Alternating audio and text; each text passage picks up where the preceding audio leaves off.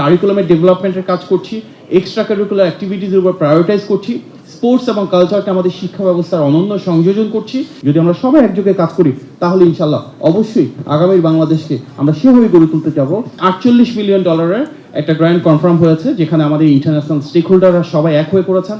আমাদের মাননীয় প্রধানমন্ত্রীর নেতৃত্বে যে নির্বাচনী ইশতেহার রয়েছে তার আলোকে শিক্ষা ব্যবস্থাকে কিভাবে আমরা আরও বেশি অন্তর্ভুক্তিমূলক করতে পারি, অংশীদারিত্বপূর্ণ করতে পারি, যার মাধ্যমে আমাদের তরুণ প্রজন্মের এবং যারা শিশু কিশোর রয়েছেন স্কুলে ক্লাস 1 থেকে শুরু করে 12 পর্যন্ত প্রত্যেকের মেধার বিকাশ ঘটাতে পারি, সুপ্ত প্রতিভাকে আরও কিভাবে আমরা জাগরিত করতে পারি, কিভাবে তাদের দক্ষতা এবং যোগ্যতা তৈরি হয়, যার মাধ্যমে বাংলাদেশ থেকে তারা বিশ্ব নাগরিক হিসেবে গড়ে ওঠে।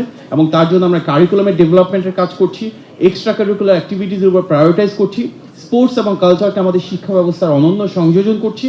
এই প্রতিটা কার্যক্রম তখনই আমরা বাস্তবায়ন করতে পারবো যখন আমাদের ভবিষ্যৎ বাংলাদেশের যে কাণ্ডারি শিক্ষার্থীরা আর তাদেরকে যারা তৈরি করেন সেই শিক্ষক অর্থাৎ শিক্ষাবিদদের তৈরি করা কারিগরদেরকে আমরা একসাথে দক্ষ, যোগ্য, সুনাগরিক হিসাবে গড়ে তুলতে পারবো। আসল ফল থেকে তৈরি, সম্পূর্ণ প্রিজারভেটিভ মুক্ত ফ্রুটিকা, পিওর মানে ফ্রুটিকা।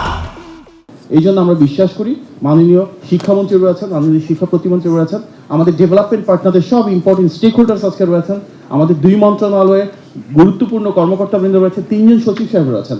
আমরা সবাই এখানে এসেছি মাননীয় প্রধানমন্ত্রীর নির্বাচনী যে ম্যানিফেস্টো রয়েছে সেটাকে কীভাবে বাস্তবায়ন করতে পারবো এবং সবাই এক হয়ে কীভাবে সমৃদ্ধ স্বনির্ভর বাংলাদেশ গড়ে তুলতে পারবো, যার মৌলিক ভিত্তি হবে শিক্ষা ব্যবস্থার প্রয়োজনীয় সংস্কারকে বাস্তবায়ন করা।